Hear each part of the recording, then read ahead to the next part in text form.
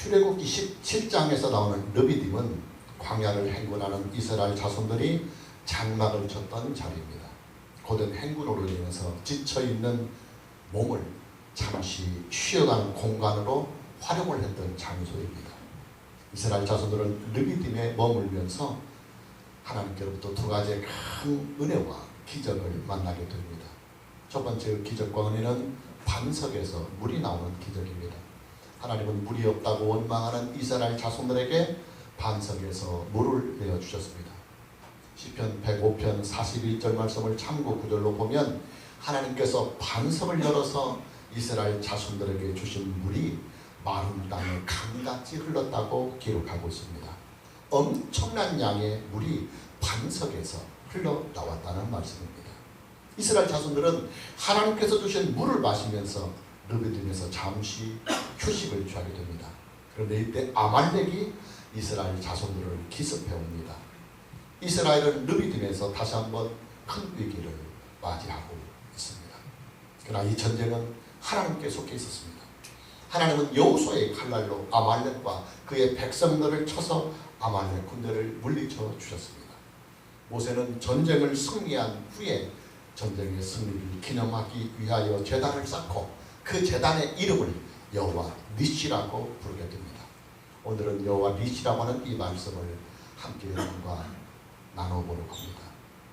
여러분, 믿음의 길을 가는 사람들에게는 피할 수 없는 전쟁이 있습니다. 오늘 본문 8절 말씀에 보면 그때 아말렉이 와서 이스라엘과 르비딤에서 싸우니라 그랬습니다. 여러분, 아말렉은요, 출애굽한 이스라엘 자손들이 맨 처음으로 만났던 적군입니다. 출애굽한 이스라엘 자손을 맨 처음으로 공격한 민족이 바로 아말렉입니다. 물론 아말렉의 입장에서만 본다면 어느 정도는 이해가 갑니다. 약 한 200만 명이 넘는 그 엄청난 이스라엘 자손들이 지금 아말렉 영역 안에 들어와서 여러 날을 머물고 있습니다. 아말렉의 입장에서만 본다면 그들은 위협을 느낄 수도 있었을 것입니다. 그러나 여러분, 우리는 이것을 알아야 합니다. 아말렉은요, 이스라엘 자손들에게 위협을 느껴서 공격을 한 것이 아닙니다. 이스라엘 자손들이 가지고 있는 물과 가축들 그리고 여인네들을 약탈하기 위해서 이스라엘 자손들을 공격하는 것입니다. 만일 아말렉이요, 이스라엘을 약탈하려고 했던 이 의도가 전혀 없었다고 한다면 먼저 그들은 모세와 대화를 시작했을 것입니다. 대화를 통해서 얼마든지 서로의 오해를 풀고 화평을 도모할 수가 있었을 것입니다. 그러나 아말렉은 이스라엘 자손들에게 대화나 화친의 의사가 전혀 없었습니다. 갑자기 이스라엘을 기습했습니다. 전쟁의 의사가 전혀 없는 이스라엘 백성들에게 사전에 통보조차도 없이 그저 침입을 했던 것입니다. 그렇다면 여러분, 아말렉이 이스라엘을 공격한 이유는요, 방어를 위한 공격이나 전쟁이 아니라 약탈을 위한 전쟁이었음을 우리는 알 수가 있는 것입니다. 전쟁에 대한 준비가 전혀 없는 이스라엘 자손들을 기습해서 이스라엘 자손들이 가지고 있는 물과 식량과 가축들과 여인들을 약탈하려고 했던 것입니다. 아말렉을 향한 하나님의 분노와 침노를 보면 아말렉의 공격이 약탈을 위한 전쟁이었다는 사실을 우리는 확실하게 더 알 수가 있습니다. 오늘 본문 14절 말씀을 보면 하나님께서는 아말렉을 없이하여 천하에서 기억도 못하게 하시겠다고 하는 말씀을 선포하십니다. 아말렉이라고 하는 이 민족을 지구상에서 다 사라지게 하실 것이라고 하는 강력한 선언을 하시면서까지 하나님은 아말렉을 향한 강한 진노를 표현하고 계십니다.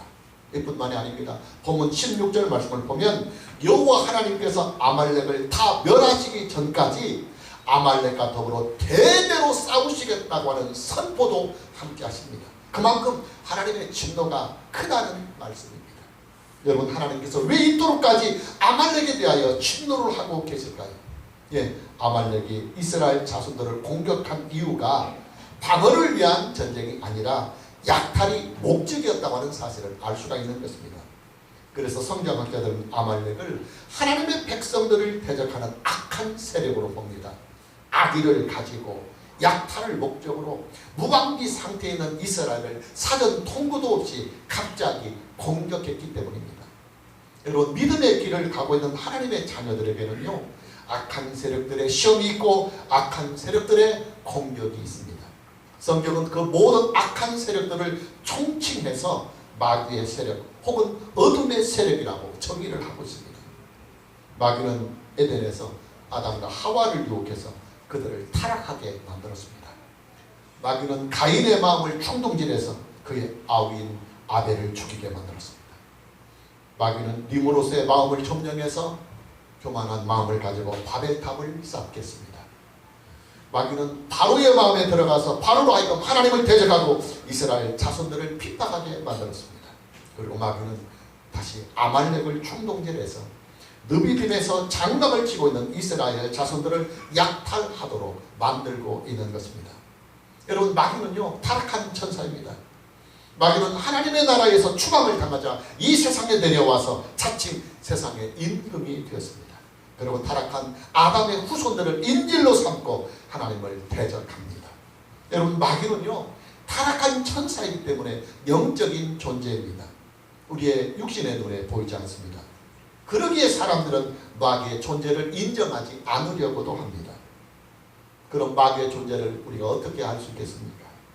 성경으로 알 수 있습니다. 성경으로 알 수 있습니다. 여러분, 성경은요 성령으로 감동된 하나님의 말씀입니다. 다시 말해서 성경은 영적인 세계를, 영의 생계를 우리에게 알려주는 이 땅에 존재하는 유일한 영적 교과서입니다. 성경이 우리에게 마귀의 존재에 대하여 무엇라고 말씀하고 계시느냐?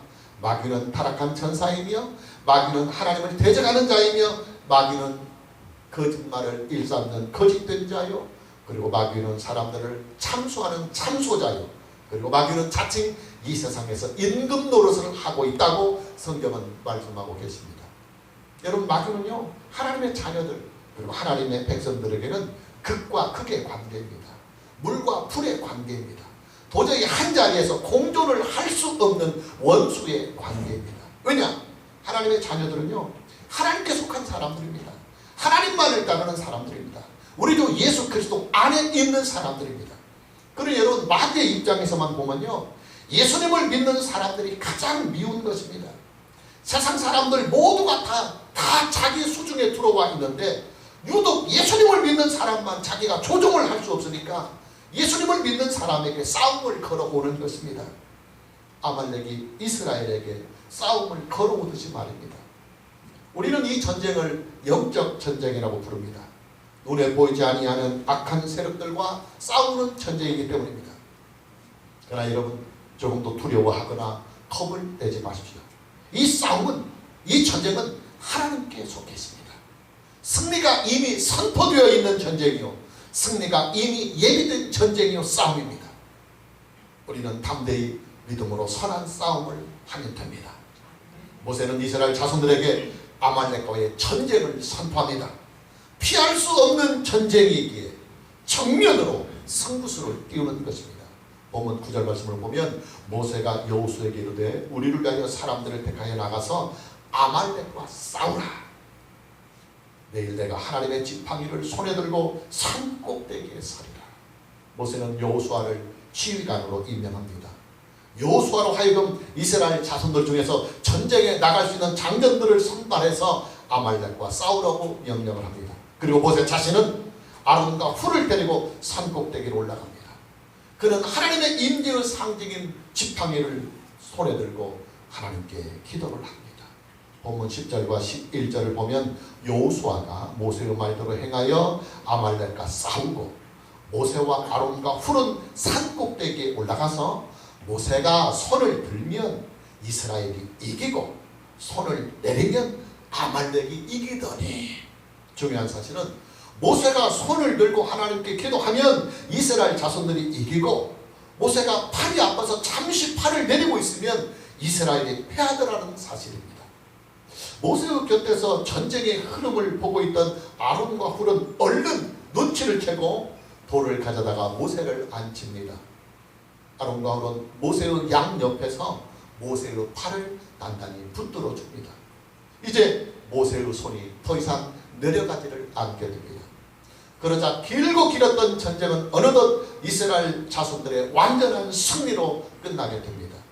오늘 보면 11절에서 13절 말씀을 함께 봅니다. 모세가 손을 들면 이스라엘이 이기고 손을 내리면 아말렉이 이기더니 모세의 팔이 피곤해매 그들이 돌을 가져다가 모세의 아래에 놓아 그가 그 위에 앉게 하고 아론과 훌이 한 사람은 이쪽에서 한 사람은 저쪽에서 모세의 손을 붙들어 올렸더니 그 손이 해가 지도록 내려오지 아니한지라. 여호수아가 칼날로 아말렉과 그 백성을 쳐서 무찌르니라.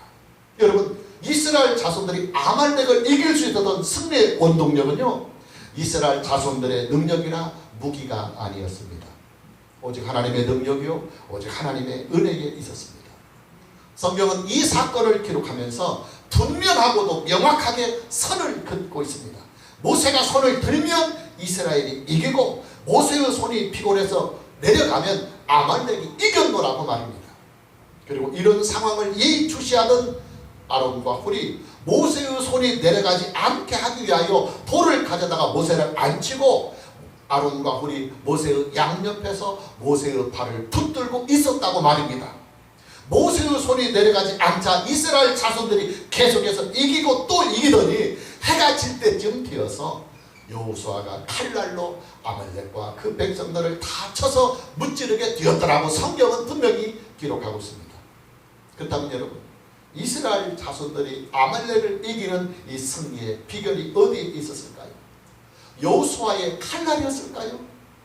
이스라엘 자손들이 전쟁을 잘 한 것일까요? 아닙니다. 이 전쟁의 승리는 모세의 손에 있었습니다. 문제는 모세의 손이 무엇을 의미하느냐 하는 사실입니다. 여러분, 모세의 손에는요 하나님의 지팡이가 들려져 있습니다. 오늘 보면 9절 말씀을 다시 보면 모세가 여호수아에게 이르되 우리를 위하여 사람을 택하여 나가서 아말렉과 싸우라. 내가 내일 하나님의 지팡이를 손에 들고 산 꼭대기에 서리라. 모세의 손에 들려져 있는 이 지팡이는 하나님의 지팡이입니다. 하나님께서 모세와 함께 하시는 표징인 것입니다. 하나님은 이 지팡이를 모세에게 주셨습니다. 모세는 이 지팡이를 손에 잡고 바로와 맞짱을 떴습니다. 모세의 손에 들려져 있는 하나님의 지팡이는 바로에게 10가지 엄청난 재앙을 내리게 한 지팡이요, 그리고 홍해를 가른 지팡이요, 반석에서 물을 냈던 하나님의 지팡이입니다. 여러분, 모세의 지팡이는요 하나님께서 모세와 함께하고 계신다는 표징입니다. 영으로만 존재하시는 하나님이 모세에게 믿음과 확신을 주시기 위해서 하나님께서 그와 함께 하신다고 하는 표징을 주셨는데 그 표징이 바로 지팡이였습니다. 그래서 성경은 모세가 손에 잡고 있는 지팡이를 하나님의 지팡이라고 말씀하고 있는 것입니다. 그러면 여러분, 모세가 하나님의 지팡이를 손에 들고 하나님께 기도를 했다고 하는 이 말씀은 모세가요 오직 하나님 한 분만을 믿고 의지하면서 이 전쟁에 임하고 있다고 하는 사실을 우리에게 말씀하고 있는 것입니다. 하나님의 능력을 상징하는 모세의 지팡이가 높이 올라가면 이스라엘이 이기고, 하나님의 능력을 상징하는 모세의 지팡이가 내려가면 아말렉이 이긴다고 하는 이 사실은 이 전쟁의 승패가 사람에게 달려있는 것이 아니라 오직 하나님 한 분에게만 달려있다고 하는 사실을 성경은 우리에게 의도적으로 보여주고 있는 것입니다. 여러분, 이스라엘의 승리의 원동력은요 여호수아가 용맹해서도 아니고 이스라엘 자손들이 싸움을 잘해서도 아니고 모세의 전술이 뛰어나서 이긴 것도 아닙니다. 이스라엘 자손들이 아말렉을 이길 수 있었던 승리의 원동력은 오직 하나님의 능력에 있었습니다. 그리고 오직 하나님의 은혜에만 있었습니다. 모세는 그것을 알았습니다. 이스라엘이 아말렉을 물리칠 수 있었던 승리의 원동력, 승리의 비결은 오직 하나님의 능력이요 오직 하나님의 은혜라는 사실을 모세는 알았습니다. 그러기에 모세는 이 전쟁에서 승리를 한 후에 그 승리를 기념하기 위하여 하나님께 제단을 쌓았습니다. 그리고 그 제단의 이름을 여호와 니시, 여호와께서 우리로 하여금 승리하게 하여 주셨다. 이 승리는 여호와의 깃발이다 하면서 여호와 기라고 하는 뜻을 가진 여호와 니시라고 그 제단의 이름을 붙였습니다. 오직 하나님 한 분만이 이 전쟁을 승리로 이끌어 주셨다고 하는 신앙의 고백이 이 제단에 담겨 있는 것입니다. 여러분, 이스라엘의 승리는요 오직 하나님 한 분에게만 있었습니다. 이스라엘은 이때요 전투를 위해서 특별히 훈련이 된 군대를 전혀 가지고 있지 못했던 상황입니다. 그리고 전쟁을 할 만한 무기조차도 그들은 변변히 소유하고 있지 않았습니다. 저는 오늘의 본문 말씀을 보면서 13절 말씀을 놓고 생각을 많이 해봤습니다. 13절 말씀을 함께 봅니다. 여호수아가 칼날로 아말렉과 그 백성을 쳐서 무찌르니라. 성경은요, 이스라엘 자손들이 칼날로 아말렉과 그 백성을 쳐서 무찔렀다고 기록하고 있지 않습니다. 싸운 것은 지금 이스라엘 백성들과 아말렉 군대들과 싸움입니다. 그렇다면 당연히 성경은 이스라엘 자손들의 칼날로 아말렉과 그 백성을 무찔렀다고 기록이 되어야 됩니다. 근데 성경은 여호수아가 칼날로 아말렉과 그 백성을 쳐서 무찔렀다고 성경은 기록하고 있습니다. 물론 여호수아가 전쟁에 참여한 이스라엘 자손들을 대표하는 사람이기 때문에 여호수아의 이름만 등장할 수도 있었을 것입니다. 그러나 여러분, 우리는 이런 것을 또 한번 생각해 볼 수 있을 것입니다. 아말렉과 전쟁을 하는 이스라엘 자손들에게는요, 어쩌면 무기가 제대로 없었을지도 모릅니다. 출애굽부터 지금까지의 모든 여정을 볼 때 이스라엘 자손들이 무기를 가지고 있었다고 하는 기록은 전혀 없습니다. 그리고 정황적으로 볼 때도 이스라엘 백성들은 지금 무기를 그렇게 소유하고 있지 않은 정황이 많습니다. 아마 그들에게는 약간의 무기만이 있었을 것으로 추측이 됩니다. 그리고 그 무기는 애굽의 군대들이 홍해에서 죽임을 당할 때 그들에게서 습득한 것이라고 보여집니다. 그렇다면 여러분, 우리가 상식적으로 판단을 해봐도요, 이스라엘 백성들이 아말렉을 이긴다고 하는 이 일은 불가능합니다. 왜냐하면 아말렉은 훈련된 군사들을 거느리고 지금 침공해 왔고, 이스라엘 백성들은 전투력이 전혀 없는 핫바지 백성들이고, 그나마 전쟁에 사용할 무기마저도 없었던 상황이기 때문입니다. 여러분, 이 전쟁의 승리는요, 오직 하나님 한 분만이 직접 아말렉을 상대한 것입니다. 하나님의 능력이 여호수아의 칼날에 있었고, 하나님의 능력이 전쟁에 임하고 있는 이스라엘 자손들에게 함께 있었던 것입니다. 그리고 여러분, 저와 여러분에게는요, 피할 수 없는 영적 전쟁이 있습니다. 그러나 그 모든 전쟁은 이미 승리가 선포되어 있고, 승리가 준비되어 있고, 승리가 다 예비되어 있습니다. 할렐루야. 왜냐? 여호와의 뜻이, 여호와 하나님께서 승리의 깃발을 이미 꽂아서 우리에게 승리의 약속을 하고 계시기 때문입니다. 하나님은 모세에게 아말렉과의 이 전쟁을 승리한 일을 책에 기록하라고 명령하십니다.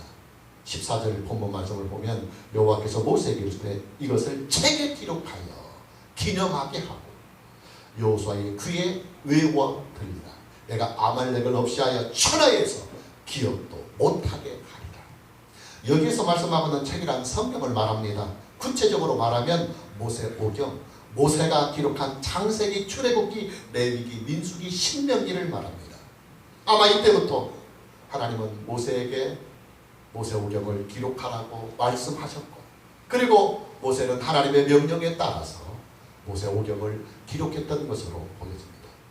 하나님께서 모세에게 명령하시는 두 번째 일은요, 기록한 책을 여호수아의 귀에 외어 들리라고 명령하십니다. 여러분, 여호수아는요, 모세의 후계자입니다. 특히 여호수아는 가나안 정복을 위하여 선택을 받은 하나님의 종입니다. 여러분, 가나안 정복은요, 전쟁을 통해서 이루어내는 일입니다. 가나안에 살고 있는 모든 부족들과 전쟁을 해서 승리의 결과로 주어지는 것이 바로 가나안 정복입니다. 따라서 수많은 전쟁을 치러야만 하는 여호수아에게는 르비딤에서 있었던 이 아말렉과의 전쟁이 아주 귀한 교훈이 될 것입니다. 그러기에 하나님은 오늘의 전쟁 기사를 책에 기록해서, 성경책에 기록해서 여호수아로 하여금 다음에 있을 가나안 정복 전쟁을 대비하게 하시는 것입니다. 승리의 원동력이 사람에게 있는 것이 아니라 오직 하나님 한 분만의 능력에 있고, 오직 하나님 한 분만의 은혜에 있음을 여호수아에게 강력하게 추지시키기 위하여 이 사건을 성경책에 아예 기록하라고 하나님께서 말씀하고 계시는 것입니다. 하나님은 모세에게 말씀을 선보해 주십니다. 14절 말씀을 다시 보면 여호와께서 모세에게 이르시되 이것을 책에 기록하여 기념하게 하고 여호수아의 귀에 외워드리라. 내가 아말렉을 없이하여 천하에서 기억도 못하게 하리라. 하나님께서 친히 아말렉을 없이해서 천하에서 기억도 못하게 하리라고 하십니다. 하나님은 아말렉이 오늘 이스라엘 자손들을 침공한 이 약탈의 전쟁에 대하여 반드시 완벽하게 심판하시겠다고 선언하고 계시는 것입니다. 여러분, 하나님의 말씀은요, 일단 선포가 되면 반드시 이루어집니다. 반드시 이루어집니다. 만일에 하나님께서 선포해 주신 하나님의 말씀이 1.1억이라도 이루어지지 않는 하나님의 말씀이 있다고 한다면 하나님의 말씀은요, 공신력을 잃어버립니다. 여러분, 만일에요, 하나님의 말씀이 공신력을 잃어버리면 사람들은 하나님의 말씀을 믿으려 하지 아니할 것입니다. 그리고 하나님의 말씀에 순종하지 않으려 할 것입니다. 공신력이 떨어집니다.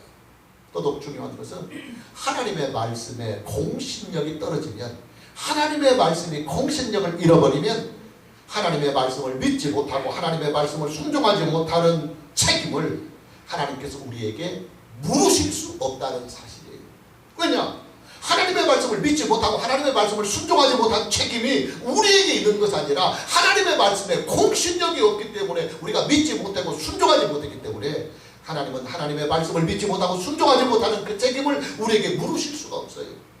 따라서 하나님은 한 번 선포하신 하나님의 말씀은 하나님의 명예와 하나님의 위엄과 하나님의 신실하심을 걸고 반드시 이루어 가십니다. 할렐루야. 하나님께서 아말렉을 어떻게 멸하시는지 우리는 성경의 기록을 통해서 알 수가 있습니다. 하나님은요, 이스라엘 자손들이 가나안을 정복한 후에 아말렉을 멸하라고 하는 명령을 신명기에서 하십니다. 우리가 참고구절로 신명기 25장 19절 말씀을 보면 모세가 지금 40년 후입니다. 정확히 39년 후에 이 설교를 하는 것입니다. 그러면 네 하나님 여호와께서 네게 기업으로 주어 차지하게 하시는 땅에서 네 하나님 여호와께서 사방에 있는 모든 적군으로부터 네게 안식을 주실 때, 즉 그들이 가나안 땅을 정복한 후에 너는 이스라엘 자손들에게 명령하는 것입니다. 하나님께서 천하에서 아말렉에 대한 기억을 지워버리라. 너는 잊지 말지니라. 그리고 하나님은 사울왕 때요, 사울에게 명령해서 아말렉을 다 진멸하라고 명령하십니다. 이제 사울왕 때는 그만큼 군사가 있기 때문입니다. 사울왕은 하나님의 명령에 따라서 무려 21만 명의 군대를 거느리고 아말렉을 칩니다. 완벽한 대승입니다. 그러나 안타깝게도 사울왕이 그때 하나님의 말씀에 불순종합니다. 그래서 아말렉을 살려줍니다. 자기의 전쟁의 승리에 대하여 도취해서 돌아와서 그 아말렉의 그 수장이거든요. 그래서 이거 갖고 자기를 자랑하고 뽐내기 위해서 아말렉을 죽이지 않습니다. 그리고 다윗 왕 때 이르러 아말렉은 다윗에 의해서 한 차례 더 세력이 나타납니다. 그러다가 히스기야 왕 때에 시므온 지파에서 남은 소수의 아말렉 족속들이 지구상에서 완전히 사라지게 됩니다. 여러분, 선포된 하나님의 말씀은요, 반드시 이루어집니다. 감사한 것은 하나님께서 언약의 백성들에게 선포해 주신 그 말씀들이 모세를 시작으로부터 해서 계속 하나님의 사람들로 인하여 기록이 되었다고 하는 사실이에요. 그리고 그 성경 기록이 모세로부터 시작해서 사도 요한, 즉 요한계시록까지 지은 이 사도 요한 때까지 무려 1500년 동안 하나님의 이 모든 계시와 말씀들이 성경을 통하여 기록이 되었다고 하는 사실이에요. 그리고 그렇게 기록이 된 하나님의 말씀이 지금 저와 여러분에게 성경으로 들려져 있습니다. 그래 여러분, 저와 여러분에게는요, 성경이 있다고 하는 이 사실에 대하여 하나님께 감사해야 합니다. 오늘 저와 여러분 모두에게 성경을 믿고 성경에 순종해서 하나님의 선포된 말씀이 가지고 있는 하나님의 능력과 하나님의 그 충만하신 은혜를 성경을 통하여 충만하게 누리고 살아가는 은혜가 있기를 주님의 이름으로 축복합니다. 아멘. 마무리합니다. 여러분, 여호와 니시라고 하는 이 말은 여호와는 깃발이다, 여호와는 기다, 그런 말이에요. 니시라는 말은 깃발, 기라는 말이에요. 중요한 것은 여호와의 기가 어떤 역할을 하고 있느냐는 사실이에요. 민수기 21장을 보면 모세가 장대 노뱀을 매달아서 이스라엘 백성들을 구하는 사건이 나옵니다. 우리가 참고구절로 민수기 21장 8절에서 9절 말씀을 봅니다. 여호와께서 모세에게 이르시되 불뱀을 만들어 장대 위에 매달라. 물린 자마다 그것을 보면 살리라. 모세가 놋뱀을 만들어 장대 위에 다니 뱀에게 물린 자가 놋뱀을 쳐다본 즉 모두 살더라. 여러분, 모세가 놋뱀을 매단 장대라고 하는 이 단어는 오늘 본문 말씀에 나오는 니시라고 하는 이 단어와 어근이 같습니다. 어근이 같아요. 기와 장대는 어근이 같은 단어입니다. 무슨 말이냐면 본문 말씀에 나오는 여호와 니시는 그냥 깃발이 아니라 장대 높이 매단 깃발이다. 그 말이 아주 중요한 말씀이에요. 여러분, 고대시대의 전쟁은요, 전쟁에 참여하는 모든 군대에 장대 매단 기가 반드시 들려져 있어요. 그 기는 두 종류입니다. 첫째는 군대의 이름이 적혀 있어요. 그 기에. 우리는 어떤 군대다. 여러분, 지금 우리나라 군대도요, 그 사단들의 마크가 있어요. 그리고 옛날에는 뭐 맹호부대, 백호부대 하는 그 군대의 이름이 있어요. 그래서 고대시대의 전쟁에는 전쟁에 나가는 그 군대의 이름이 장대에 높이 매단 깃발에 매달려 있어요. 그리고 둘째는 그 군대를 주의하는 장군의 이름이 그 높이 장대에 매단 깃발에 장군의 이름이 써 있어요. 전쟁에 참여하는 장군은요, 가장 먼저 적군의 기부터 확인을 합니다. 지금 내가 싸워야 할 이 상대방이 적군이 어떤 적군이며 그 적군을 리더하고 있는 적군의 수장 장군의 이름이 누구냐 하는 것을 가장 먼저 확인하는 것이 전쟁에 참여한 장수의 가장 먼저 기술입니다. 이때 적군의 장군이요, 전쟁에 아주 능한 장군이면 되도록 충돌을 피하고 화친을 하려고 합니다. 싸워봤자 질 것이 뻔하니까 말입니다. 그만큼 장대에 매달려 있는 기의 위력은 고대시대의 전쟁에서 아주 중요합니다. 우리가 이제 삼국지를 읽어보면 제갈량이 한참 막 전성기를 누릴 때는요, 제갈량의 이름이 적혀있는 장대에 높이 매달린 이 깃발만 봐도 상대방 적장들이 겁을 먹었다고 그래요. 우리가 임진왜란 때도요, 왜구들이 이수진 장군의 이름이 걸려있는 이 높이 매단 장대에 높이 매단 깃발을 보면 그 깃발만 보고도 이순신이 온다고 오금을 절였다고 합니다. 여호와 니시란 여호와의 이름이 새겨져 있는 깃발입니다. 그냥 깃발이 아니라 이스라엘의 대장군이요, 이스라엘을 대표하여 적군들과 싸우는 장군이신 여호와의 이름이 새겨지고, 이 여호와의 이름이 세워진 이 기가 사람들에게 다 보이기 위하여 높이 장대에 매달아서 여호와의 이름이 펄럭이는 깃발, 이것이 바로 여호와 니시입니다. 이스라엘 자손들이 가는 모든 길에 여호와의 이름이 걸려있는 깃발이 장대에 높이 들려져 있는 것입니다. 여러분, 여호와 니시는요, 단순히 전쟁에서 이긴 것을 기념하는 승리의 깃발만이 아닙니다. 앞으로 일어날 모든 전쟁에서 여호와께서 친히 이스라엘의 대장군이 되어 주시겠다고 하는 하나님의 약속인 것입니다. 여러분, 생각해봐요. 제갈량의 이름만 있고 이순신의 이름만 걸려있어도 벌벌 떠는데 만왕의 왕이요 만주의 주이시며 만군의 주신 여호와의 이름이 다 깃발에 걸려있고 그 여호와의 군대가 몰려온다고 했을 때 적군이 얼마나 간단히 선을 하겠어요. 본문 16절 말씀을 보면 그 의미가 더욱 뚜렷해집니다. 이르되 여호와께서 맹세하시기를 여호와가 아말렉과 더불어 대대로 싸우리라. 하나님께서는 이 깃발을, 하나님의 이름이, 여호와의 이름이 적혀있는 이 깃발을 높이 장대에 매달고 모세와 이스라엘 자손들, 그리고 앞으로 예수 그리스도 안에서 하나님을 믿고 경외하며 살아가는 모든 백성들에게 선포하고 약속하는 것입니다. 여호와의 뜻이 이 깃발로 내가 너희와 함께 하리라. 할렐루야.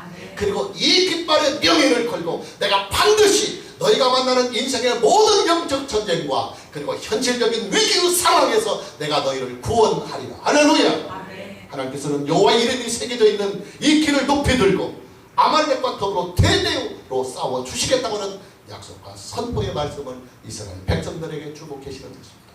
여러분, 저와 여러분이 가고 있는 인생의 길에는요, 여호와의 이름이 새겨져 있는 기가 장대에 높이 매달려 있습니다.